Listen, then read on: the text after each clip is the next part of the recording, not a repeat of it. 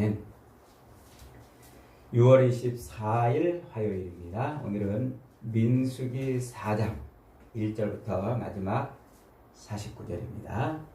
목숨 걸고 해야 할 일이라는 제목입니다.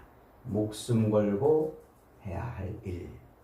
민수기는 출애굽한 이스라엘 백성들이 약속의 땅 가나안에 가기까지 반드시 거쳐야만 되는 그 광야, 그 광야를 거쳐갈 때 해야 할 일, 그들이 그 광야를 거쳐갈 때 지켜야 될 규례와 그곳에서 벌어진 에피소드들이 기록되어 있는 내용이라고 그랬죠. 그래서 이 민수기는 출애굽, 구원이죠. 출애굽한 하나님의 백성들이 약속의 땅 가나안까지 가기에 반드시 거쳐야 되는 그 광야에서 어떻게 생활을 해야 되느냐 하는 것을 가르쳐 줍니다. 그래서 이 민수기는 오늘날 예수 그리스도를 믿음으로 말미암아 구원받은 백성이 천국에 들어가기까지 반드시 거쳐야 되는 육체의 남은 때를 살아가는 요 남은 육신의 삶, 요 광야 같은 삶으로 묘사되는 남은 육신의 삶을 어떻게 살아야 되느냐 하는 내용을 우리에게 가르쳐줘요. 그래서 예수를 믿은 다음에 금방 천국으로 뿅 가지 않고 육체의 남은 때를 살잖아요. 70을 살든 80을 살든 90을 살든 그 육신의 남은 기간을 보내면서 어떻게 믿음으로 살아야 되는가 하는 것을 가르쳐 주는 면에서 민수기는 굉장히 영적인 것이고 우리에게 아주 의미가 있는 책이란 말이죠. 자, 1장에서는 그래서 이 출애굽한 이스라엘 백성들을 시내산 밑에 모아서 이제 언약을 맺으시고 장막을 하나님의 임재의 처소와 속죄의 처소인 장막을 그들에게 세우게 하셨어요.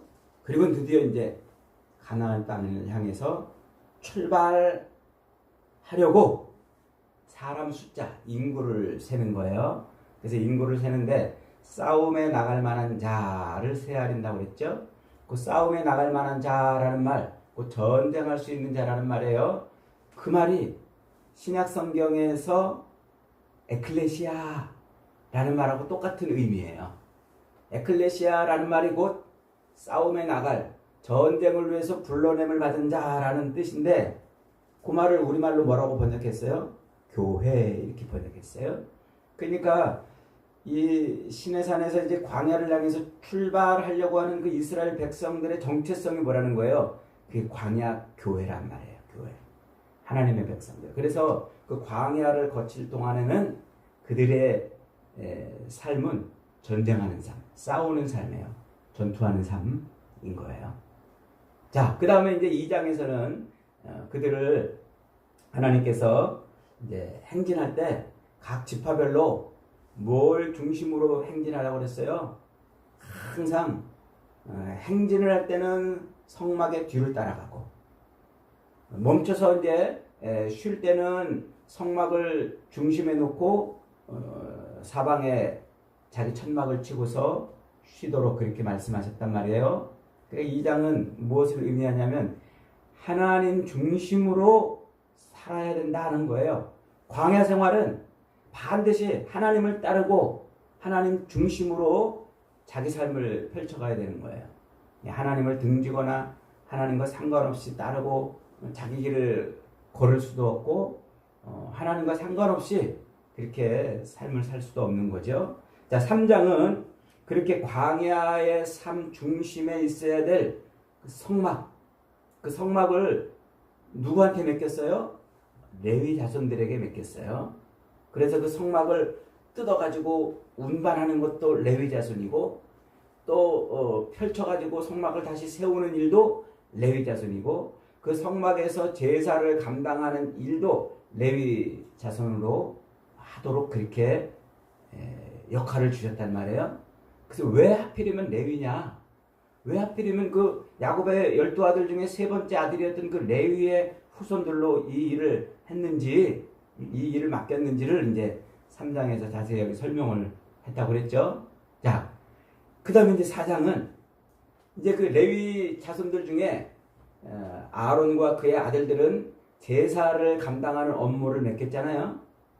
그러면 나머지 레위인들은 뭐를 하냐? 그 성막을 움직일 때 성막을 뜯어가지고 운반을 하고 또 이제 멈출 때 불기둥과 구름기둥이 딱 멈추면 그 자리에 성막을 촥 쳐야 되는데 멈출 때 그 성막을 이제 칠 때 그 성막을 옮기고 치는 그런 일들을 누구한테 맡겼는지를 이제 자세하게 설명해 주는 게 민수기 4장이에요. 그래서 그 레위의 후손들 중에 레위는 3명의 아들을 낳고 죽었어요. 게르손과 고핫과 무랄이라는 그 3명의 아들이 있었는데 그 3명의 아들들이 이렇게 430년 동안 긴 시간이 흐르는 동안 자손을 많이 번성을 했어요. 그래서 게르손 자손, 고핫 자손, 무랄의 자손들이 그 성막을 뜯었다가 붙였다가 이런 일을 하는 거예요. 자, 그러면 이제 그 게르손, 고핫, 무랄의 자손 중에서 성막의 어떤 부분을 누가 담당하는지 그것을 1절부터 20절까지는 고핫 자손, 요 레위의 두 번째 차자인 고핫 자손이 그 성막의 모든 지성물을 담당을 했어요. 그래서 성막 안에서 설치되어 있는 언약궤, 그리고 등잔대, 떡상, 그리고 떡을 진열하기 위한 그릇들, 떡을 또 진열하기 위해서 필요한 여러 가지 도구들, 그리고 밖에 나오면 물두멍도 있었고 또 제단도 있었고 제사를 드리기 위해서 이제 불을 피기 위한 불젓가락, 불쏘시개, 고기를 또 썰기 위한 도구들, 이런 모든 기구와 도구들을 고핫 자손이 담당을 했어요.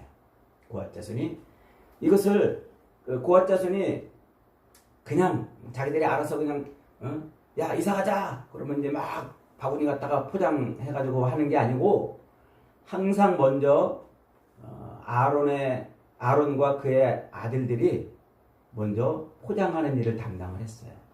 그래서 제일 중요한 지성소 안에 있던 제일 중요한 언약궤는 뭘로 포장을 했을까요?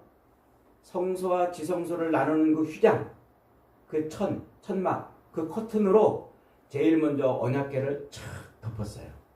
그리고 이제 청색 보자기 혹은 자색 보자기 이런 보자기들을 가지고 떡상과 또 촛대와 또 제단과 그리고 거기에 쓰는 모든 물건들을 다 각자 위치에 담아가지고 보자기로 딱 덮어가지고 꿰체라고 말하는데 이게 뭐 어깨에 들기 위한 그런 이제 꿰체겠죠.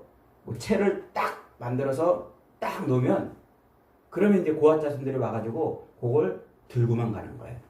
만약에 궁금해가지고 여기 뭐가 들었나 하고 이렇게 포장을 들춰보는 순간 죽음을 당하는 거예요. 절대로 그 포장하는 일을 고핫 자손 누구도 들어볼 수 없었어요.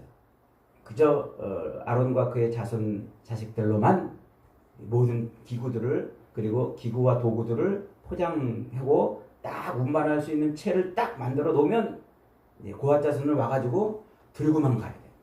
들고 갔다가 정해진 장소에 딱 내려놓으면 그 다음에 이제 다시 그것을 펼치는 일도 아론과 그의 아들들이 했습니다. 그래서 아론의 그 셋째 아들이었던 엘르아살, 첫째와 둘째는 죽었죠.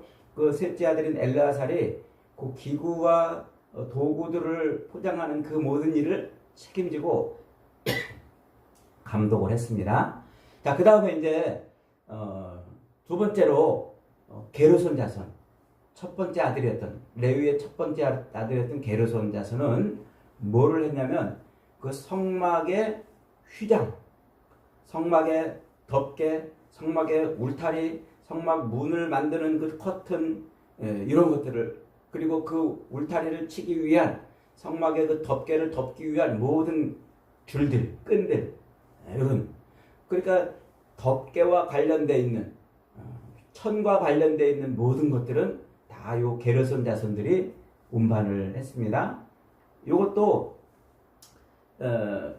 자기들 마음대로 하는 게 아니라 네 번째 아들 이다말이 아론의 네 번째 아들 이다말이 이제 감독을 하게 했어요. 어떻게 하라 하면 그 지시대로 했습니다. 그런데 이것은 이다말이 다 이렇게 포장하고서 이렇게 하지 않고 요 게르손 자손들이 직접 자기들이 걷어가지고 포장하고 펼칠 때는 자기들이 펼치는 이런 역할을 했습니다.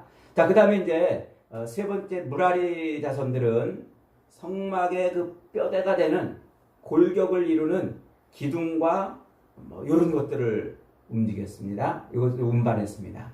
그래서 성막에 되는 뼈대가 되는 그 널판지와 기둥과 그 기둥을 세우기 위한 받침대와 그 받침대를 흔들리지 않게 묶어두는 줄과 뭐 이런 것들, 성막의 가장 뼈대가 되는 그런 구조물들을 움직였죠. 그렇게 이제 제일 무거운 거를 육체적인 노동이 아마 좀 심했을 겁니다. 이것도 이제 요 지성물처럼 함부로 건들면 안 되는 것은 아니었고, 요 무라리 자손들이 자기들이 직접 가서 쫙 뜯고 쫙 설치하고 이런 일을 이제 감당을 했습니다. 자, 그렇게 해서 그런 일들을 감당하는데 그 일들은 누가 했냐면 30살부터 50살까지 되는 레위인들로만 특별히 구성을 했어요. 그러니까 20살부터 60세까지 사람을 숫자를 세던 이제 그런 방식이 아닌 30살부터 50세까지만 되는 그 사람들로만 해가지고 인구를 했습니다. 그랬더니 게르손 자손이 2630명, 고앗 자손이 2750명, 게르손 자손이 2630명, 무라리 자손이 3200명, 도합 8580명이었어요. 그러니까 이렇게 그런 일을 하는데 아마 이 무라리 자손이 제일 인구가 많은 거 보니까 무거운 일을 이렇게 시키기에 적당했던 것 같아요. 근데 이 일들은 어느 것 하나 어느 게 더 귀하고 어느 게 더 천한 일은 없어요. 성막 그 자체를 거룩하게 하기 위한 일이기 때문에 그 일 자체가 경중 없이 모두가 다 하나님 앞에 귀한 일입니다. 함부로 할 수 없는 일이고 함부로 해서도 안 되는 일이고, 그래서 요 사닥에서 우리가 놓치지 말아야 될 게 뭐냐면 이 일을 하다가 잘못하면 죽을 수 있다는 사실을 반복하고 있다는 것을 알아야 돼요.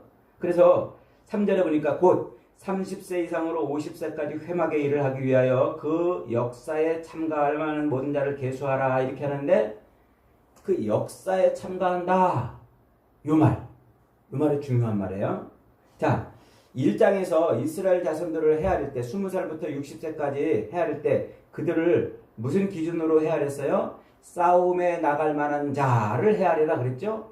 그 싸움에 나갈 만한 자라고 할 때 그 싸움이라는 말과 오늘 여기 본문에서 그 역사에 참가할 만한 자 할 때 역사라는 말이 똑같은 말이에요. 같은 말을 번역을 이렇게 이 상황에 맞게 뉘앙스에 맞게 달리 해놨는데, 그래서 자칫 이게 다른 일처럼 우리가 이제 여겨지지만 사실은 똑같은 단어를 쓰고 있어요. 그게 뭐예요? 싸운다는 말이에요. 싸운다. 전쟁한다 이 말이에요. 싸움에 나갈 만한 자 할 때 그 단어를 그대로 성막을 옮기는 일을 하는 것을 싸우는 일을 하는 자 이렇게 말한 거예요. 근데 성막을 옮기는 일이 마치 싸우는 것이 아니니까 그것을 역사라고 이렇게 봉사라고 번역을 하자 이렇게 이제 번역을 한 거예요. 그런 의미도 있긴 있어요. 이 싸움 짜바라는 말이 말이죠. 그러니까 지금 이것을 같은 단어로 지금 쓰고 있다는 것은 무엇을 의미하냐면 성막을 뜯고 붙이고 운반하는 그 모든 일이 다 뭐라는 거야? 이게 싸움이란 말이에요. 싸움. 그러니까 20살부터 60살까지 외적의 침입을 방비하기 위해서 창과 칼을 들고 나가서 목숨 걸고 싸워야 하듯 하나님의 이 성막을, 하나님의 임재와 속죄의 처소인 이 성막을 뜯고 붙이고 운반하는 이 모든 일이 다 싸우는 일이란 말이에요. 싸우는 일. 그래서 이 모든 일을 같은 단어로 지금 설명을 하고 있는 거예요.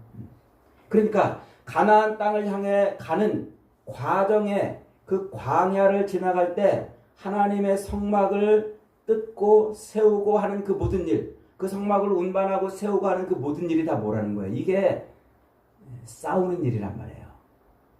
싸울 때 그 싸움은 항상 자기 목숨을 걸고 하는 거잖아요. 그래서 목숨을 담보로 하는 일이란 말이에요. 그게. 그러니까 이 광야의 여정은 그저 단순한 여정이 아니고 그저 단순히 진보다리를 짊어지고 이동하는 그런 이동이 아니고 목숨을 건 영적인 순례란 말이에요. 이 과정이. 그러니까 우리가 예수를 믿고 천국에 가기까지 남은 육신의 삶을 사는 이 삶은 단순한 그저 잘 살면 90 살고 못 살면 70 살고 이런 육신의 삶으로 끝나는 게 아니라 이게 영적인 싸움을 싸우는 순례의 과정이라고 지금 말하고 있는 것이란 말이에요. 그래서 외부적인 공격에서 맞서 싸워야 되고 내적으로 또 악한 영과 싸워야 되는 이런 싸움을 싸워야 되는 거예요. 그래서 이 땅에 예수 그리스도께서 인류의 죄를 속죄하기 위해서 하나님의 임재의 처소요 속죄의 장소인 그 성막을 이 땅에 펼치기 위해서 오신 분이 예수님이잖아요. 그래서 예수님은 스스로 이 땅에 오셔서 그 성막을 펼쳐내시잖아요. 자기가 장막이 되어가지고 하나님의 임재와 속죄의 장막이 되어가지고 그 장막을 여기까지 끌고 오시면서 펼치시기까지 예수님의 삶이 곧 광야의 삶이었어요.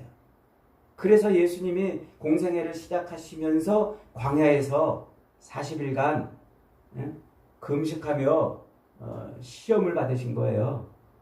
예수님의 삶이 뭐였다는 거예요? 그게 광야의 삶이에요. 그런 예수님의 그 광야의 삶, 그분은 하나님의 임재와 속죄의 처소인 하나님의 교회를 여기에 펼치시기 위해서 자기 목숨을 걸고 싸우신 거예요. 그래서 십자가에 자기 목숨을 내어 매달기까지 그 사명을 완성하고 순종을 하신 거예요. 예수님은 그렇게 광야에서 시험을 받으면서 공생애를 사셨고 그 장막을 이 땅에 완전히 세우기까지 하나님의 임재와 속죄의 처소인 장막을 세우기까지 그분의 삶은 곧 광야의 삶이었어요. 그래서 머리 둘 곳도 없다고, 인자는 머리 둘 곳도 없다고 이렇게 말씀하시면서, 그리고 수많은 외적들의 그런 공격을 받았잖아요. 내적으로는 악한 영의 공격을 받았고 외적으로는 바리새인들과 또 유대인들의 그 공격을 받아내면서 그 모든 싸움을 끝내 어떻게 하셨어요? 싸워서 이겨내셨어요. 예수님이 그 광야의 삶을 싸워서 이겨내시고 성막을 온전하게 세워내셨단 말이에요. 이게 민수기 4장이 그걸 예표하는 거예요. 여러분, 이 민수기 4장이 그렇게 그리스도 예수께서 광야의 삶을 사는 동안 성막을 온전하게 운반하고 세워놓으신 것처럼 오늘 저와 여러분 하나님의 제사장으로 이 하나님의 성막을 맡은 레위인으로 부름을 받은 저와 여러분도 고스란히 그 책임을 갖고 있다고 말하고 싶은 거예요. 이게 무슨 말일까요? 오늘 저와 여러분도 하나님의 임재와 속죄를 상징하는 처소, 곧 이 땅의 장막으로 오신 예수 그리스도를 우리도 어떻게 해야 돼요? 그것을 이 광야를 살아가는 동안 운반해야 된단 말이에요. 그리스도 예수를 운반하는 거예요. 그래서 하나님의 이 언약궤, 하나님의 말씀으로 상징되는 그 언약궤는 아까 뭘로 덮었다고 그랬죠? 휘장으로 덮었잖아요. 성소와 지성소를 가르는 휘장. 히브리서 12장에서는 그 휘장을 뭐라고 설명하고 있어요? 휘장은 곧 저의 육체라 그러잖아요.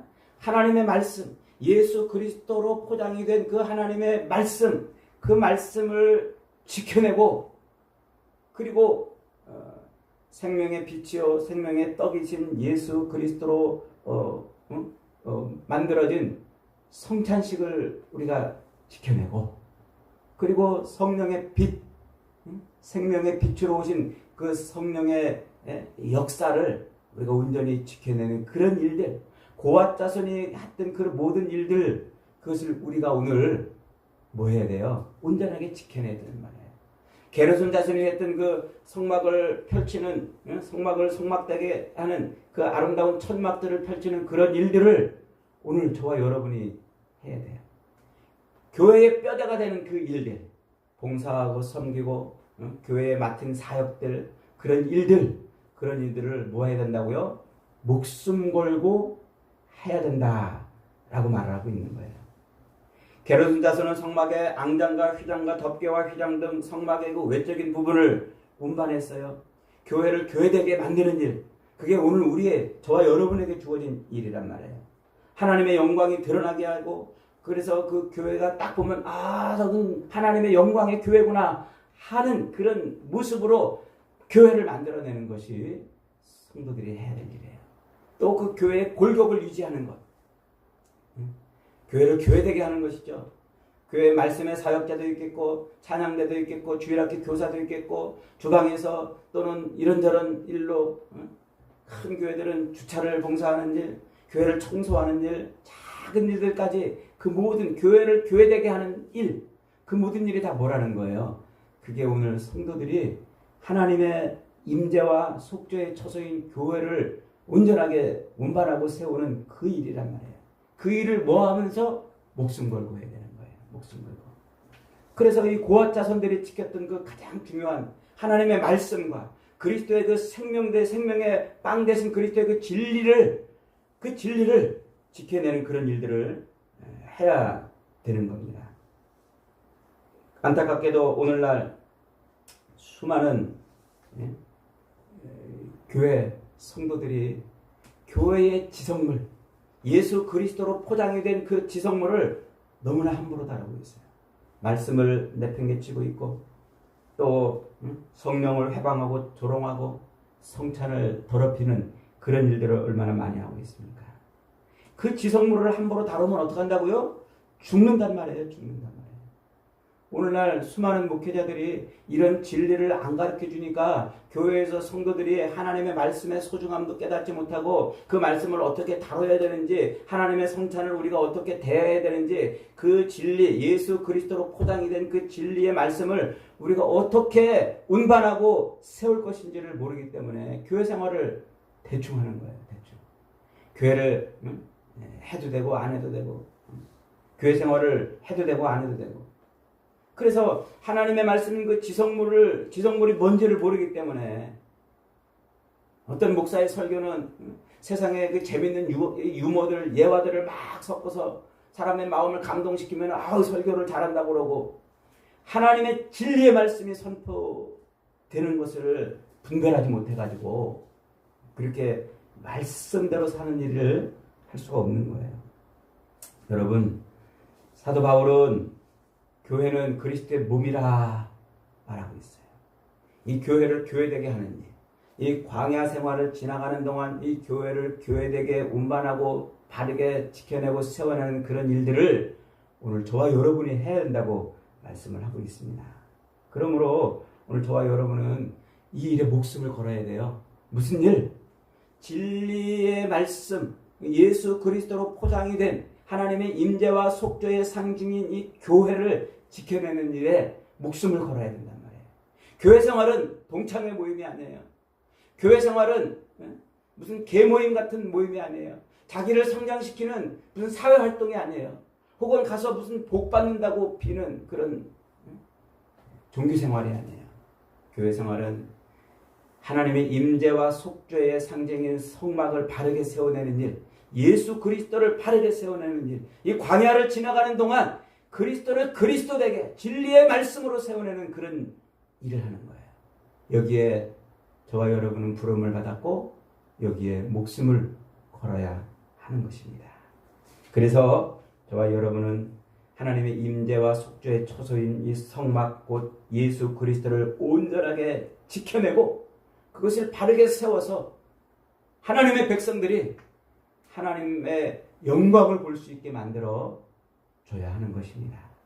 저와 여러분이 이 광야의 삶을 사는 동안 이 하나님의 임재와 속죄의 상징인 요 예수 그리스도, 성막 대신 예수 그리스도를 온전하게 운반하고 온전하게 지켜내서 주님 앞에 설 때에 부끄럽지 않은 인생들이 되시기를 주님의 이름으로 축복합니다. 아멘. 말씀 붙들고